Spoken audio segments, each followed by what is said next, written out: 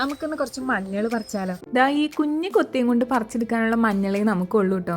ഒരു വീടാകുമ്പം പറമ്പിൽ കുറച്ച് കുറച്ച് സംഭവങ്ങളൊക്കെ നമ്മൾ നട്ടുപിടിപ്പിക്കണമല്ലേ. എല്ലാവരുടെ വീട്ടിലും കാണുന്ന കുറച്ച് ഐറ്റംസ് ആണ് മഞ്ഞൾ, ഇഞ്ചി, വേപ്പില, പച്ചമുളക്, ചേന, ചേമ്പ്.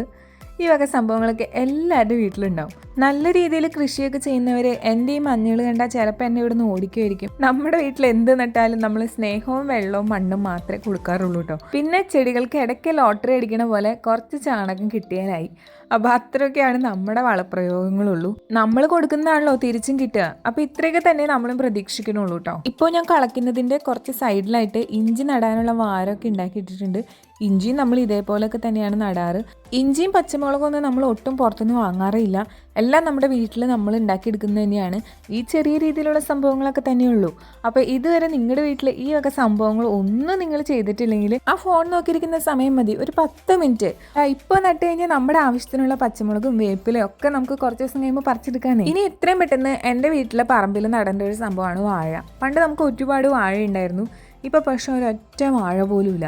ഒരു പൊതിച്ചോറ് കഴിക്കണം എന്ന് തോന്നി വാഴയില പറിക്കാനായിട്ട് നമ്മൾ അപ്പുറത്തെ പറമ്പിൽ പോകണം. അത് കാരണം ഇനി അടുത്ത ലക്ഷ്യം വാഴ വെക്കാന്നുള്ളതാണ് കേട്ടോ. ചക്ക, മാങ്ങ, പേരയ്ക്ക, നെല്ലിപ്പുളി, പപ്പായ ഇതൊക്കെ ഉണ്ടായിട്ടും ഒരു വാഴ ഇല്ലെങ്കിൽ അതൊരു മോശമല്ലേ.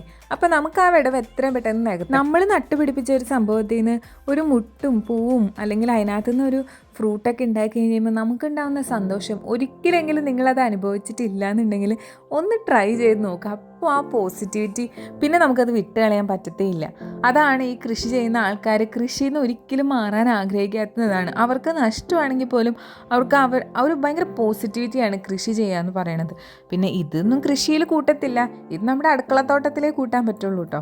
എന്നാലും ആ ഒരു ഫീലും ഈ ഒരു ഫീലും ഏകദേശം ഒരേപോലെയൊക്കെ തന്നെയാണ്. വെറുതെ നട്ടുപോയതാണെങ്കിലും നമുക്ക് ആവശ്യമുള്ള മഞ്ഞൾ കിട്ടിയിട്ടുണ്ട് കേട്ടോ. പക്ഷെ കഴിഞ്ഞ പ്രാവശ്യം മഞ്ഞൾ പറിച്ചപ്പോൾ തീരെ കുറവായിപ്പോയി.